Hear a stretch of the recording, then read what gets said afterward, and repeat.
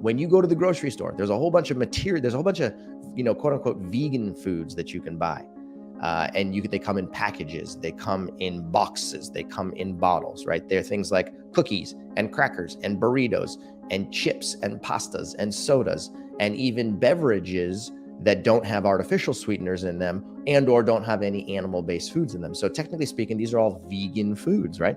But just because they're vegan does not make them healthy. These are vegan junk foods or vegan processed foods, if you will. So tip number one is eat a diet that contains predominantly plant-based material.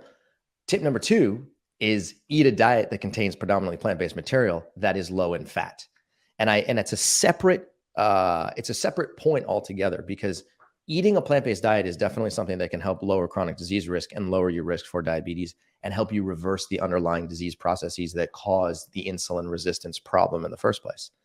But when you lower your fat intake, especially if it comes from saturated fat that comes predominantly from animal sources, you give yourself a huge leg up, because insulin resistance, which is the underlying cause of prediabetes, which is the underlying cause of type 2 diabetes, which is the thing that affects 92% of the diabetes population.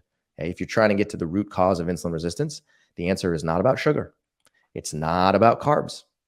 It's about excess dietary fat. So if you can lower your total fat intake to between 10 and 15% of total calories, or stated in another way, if you can lower your fat intake to approximately 30 grams per day or less, your chances of reversing insulin resistance go through the roof. That's what we wrote about in the Mastering Diabetes book. That's what we've been teaching people in our Mastering Diabetes coaching program. That is the most powerful lever that you can pull, that you have control over, that can significantly reduce your blood glucose, your fasting insulin level, your A1C level, and then also have ancillary benefits on lowering your blood pressure and your LDL cholesterol, both of which are associated with an increased risk for a future cardiac event. So if you want improved cardiometabolic health and you want to lower your risk for diabetes in particular, low fat is absolutely the way to go. Yeah, and that's really interesting to me, because if you go to any grocery store in America now and you walk down the candy aisle, you see all of these candies that are marketed as being diabetic friendly. They have zero sugar in them, right? And so people, the majority of people, I think that if you eat, say, a Snickers bar, right, it's the sugar in the Snickers bar that's going to cause diabetes. But if you get the zero sugar Snickers, you're in the clear. But what it was you were just explaining is the sugar really doesn't, have too terribly much to do with it here.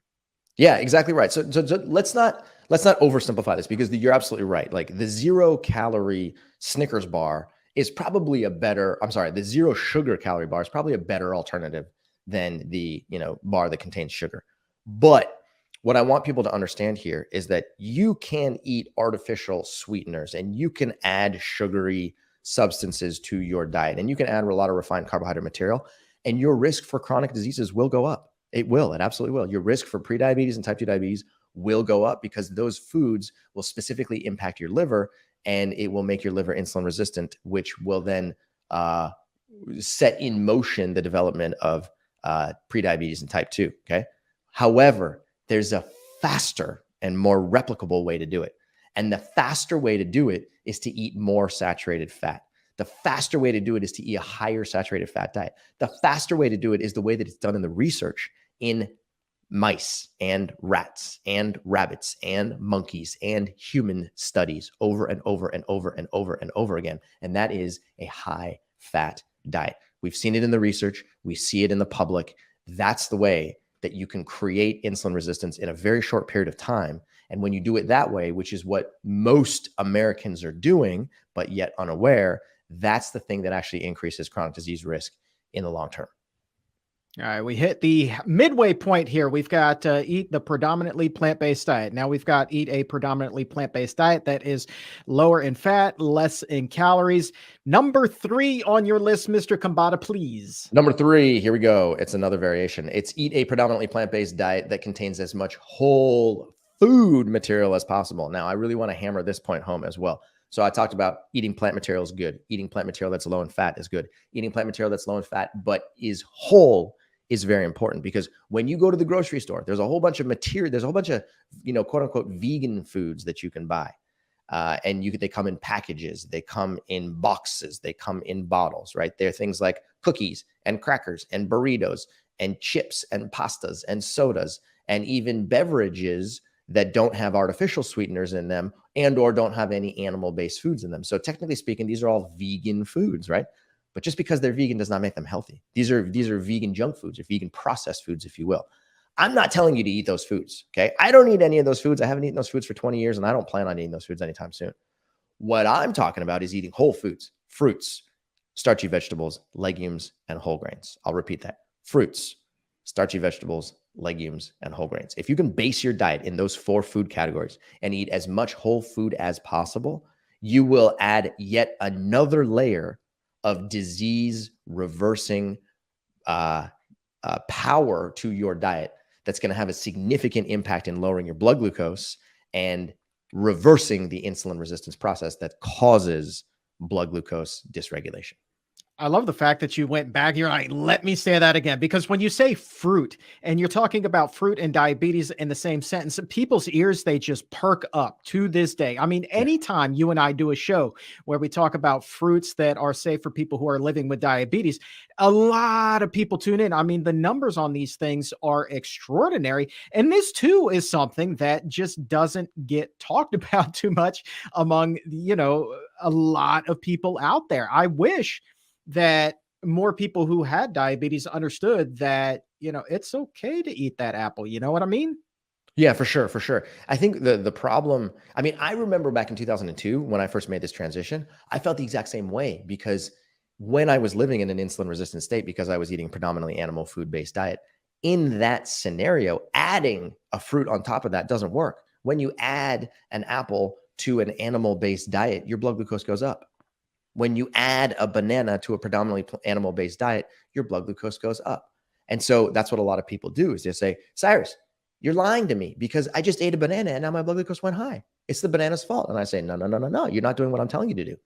I'm telling you to, number one, lower your intake of dietary fat first, and do that and keep that constant for at least a week, if not 2 weeks. And then, only then, can you start to add more carbohydrate-rich material. If you want to start adding fruits at that point, then you can add 1 fruit, 2 fruits, 3 fruits, 4 fruits, 10 fruits per day, and your blood glucose won't go up the way that you think it will. And the only reason that's happening is because you've already previously lowered your fat content. And I am a walking, I've been doing this now for 20 plus years. And I kid you not, on average, I eat 20 pieces of fruit per day. So you do the math on that. 20 pieces of fruit per day is like 7,000 some odd per year times 20 years. I've eaten 150,000 pieces of fruit over the last 20 years. And my A1C is between 5.3 and 5.7, and it's not going anywhere. Ooh, that is a lot of fruit, dude. You're getting a ton of antioxidants. Yep. The last time you were on the show, we were talking about this. Somebody wrote in after the fact, and we're like, well, what about drinking fruit juice after you've brought your fat content down? No fiber in that. What would your recommendation be there? Yeah, so fruit juices are something that I definitely want to make sure people understand. We are not necessarily a huge proponent of drinking fruit juice. And the reason for that is because fruit juice doesn't contain a very essential component that is present in whole foods called fiber. Dr. Will Bulsiewicz has written about this in Fiber Fueled, and it's the central thesis of not only that book, but many other books in the whole food nutrition world. Fiber is a very important nutrient in your food. There are many different types of fiber, and the more diverse your collection of fiber that comes into your mouth, the better strength your microbiome has, the more powerful the diversity inside of your microbiome can become. And as a result of that, it can help secrete short-chain fatty acids, which then improve the health of all tissues. If you subtract fiber from the equation, then what you're doing is you're eating a technically refined version of fruit. You're taking all the sweetness out of the fruit, but you're not taking any of the fiber that comes along with it. And as a result of that, your blood glucose is likely to go up, and it's likely to go up pretty quickly. Okay. If you have a small amount and you happen to drink a little bit of fruit juice inside of a larger meal that contains fiber, okay, fine. You can dilute it, but I would not get into the habit of trying to drink a glass of fruit juice on a regular basis, especially if it's not with a meal, because then you're going to run into trouble. Somebody also asked, and I don't even know if they've done research on this, whether there would be a lower impact on blood sugar levels if somebody were to drink orange juice that has pulp in it versus orange juice that has had all of the pulp removed because of what it was you were just talking about, fiber. Yeah, the answer is yes, but a very, very, very small effect. So yeah, having the fiber inside of the orange juice is going to be better than having no fiber in it. But let's not kid ourselves into thinking that that's like a safe way to do it. I'd rather you just eat the orange. Nothing wrong with that. Do that, get all the fiber. There's no reason to avoid it. Do you know that Dr. Bolswitz has an orange tree at his house now?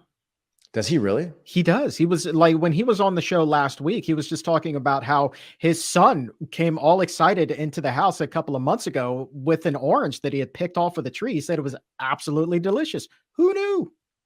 It's funny because when I grew up back in Palo Alto in the like 1980s and 1990s, we had an orange tree in the courtyard, and then we had a pomegranate tree in the backyard. And you know, I just kind of grew up eating both of those fruits, and I was like, man, these things are really tasty, right? And then it wasn't until 20 years later, 30 years later, where I was like, man, those are some of the more, those are such tasty, but yet very health promoting foods that I wasn't even aware of at the time. And it's good that you develop those habits early. Dude, that's epic. Yeah, dude. You really did. You just got your taste for them at a far younger age than a lot of us do.